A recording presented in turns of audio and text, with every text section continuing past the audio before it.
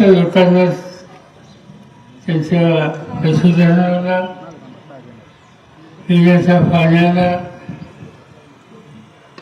जे काही चारा पाणी लागेल त्या संबंधी जेवढी व्यवस्था करता येईल तेवढी तातडीने करायला सरकारला भाग करावं. त्या हेतूचा खाली उद्याचं मिळालं या ठिकाणी. काल थोड्यावर पाऊस पडला. महाराष्ट्राचं एक वैशिष्ट्य आहे की मी जातो तिथं पाऊस होतो.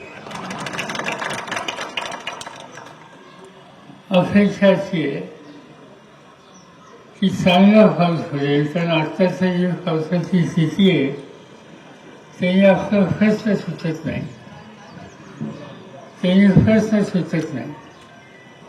आणि प्रश्न सोडायचा असेल तर काही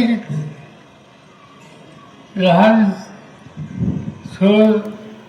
महत्त्वाचे प्रकल्प हे फार दिवसापासून पेंडिंग राहिले.